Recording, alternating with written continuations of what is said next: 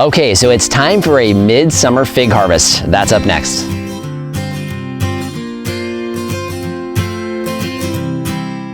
Hello everyone, this is Dwayne with Edge of Nowhere Farm, and we're coming to you here today. It is late July 2019. So here in Arizona in July, it's hot. It goes without saying.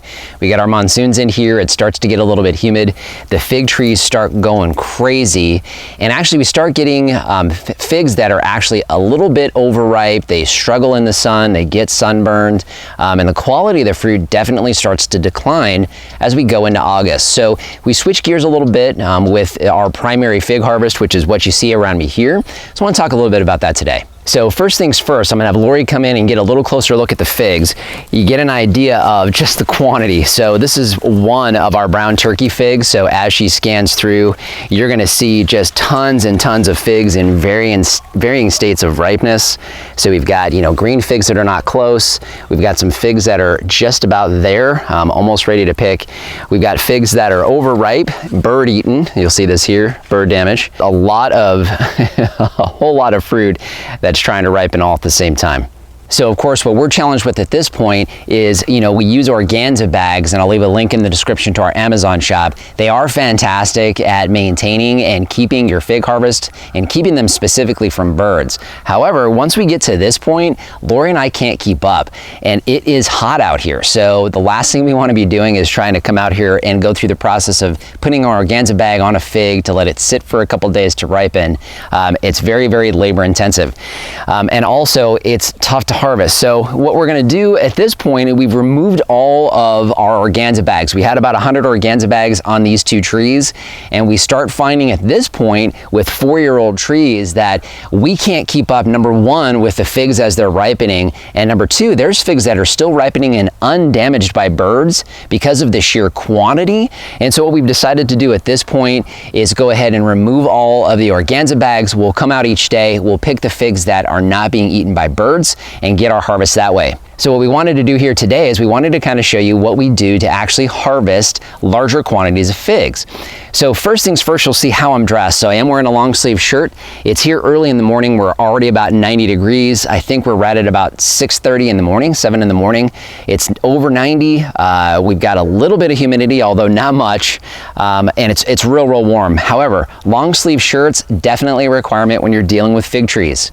Because of the trees themselves, they release a toxic chemical that makes you very, very itchy. So it is very, very tough to get in here with anything other than long sleeves. So I've got my boots on. I am wearing shorts just because I refuse to wear pants in the summertime.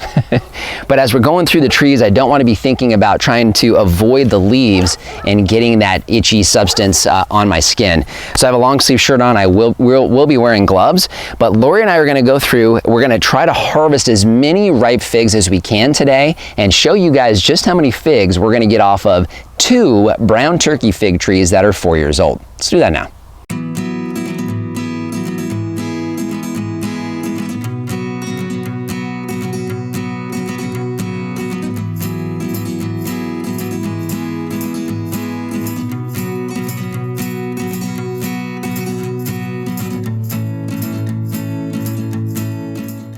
Okay, so that took us about 10 or 15 minutes or so, but Lori and I went ahead and harvested off of these 2 trees. Now, we've already harvested 3 times this week, and we got a 2-gallon bucket of figs each time, just to give you an idea of the production. We have probably about 2.5, so about 3 gallons total of figs that are ready to go. Now, some of these are not completely ripe. They're maybe a little underripe. A couple of them are overripe. However, we have a special purpose for these figs at this time in the year, and fresh eating isn't necessarily our goal, but that's another episode. So just want to thank you for joining us today. If you haven't done so already, subscribe to the channel. Questions or comments, leave those in the comment section down below. Instagram and Facebook, we post content there you won't see here on the YouTube channel. And I'll leave a link down below to our Amazon shop. A free, painless way to help support the channel is to start your Amazon shopping there. Doesn't matter what you buy, as long as you start with that link, you help to support the channel.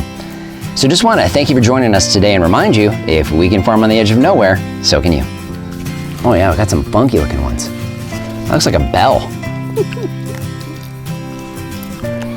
Oh my. Oh, I gotta love these. That was dumb.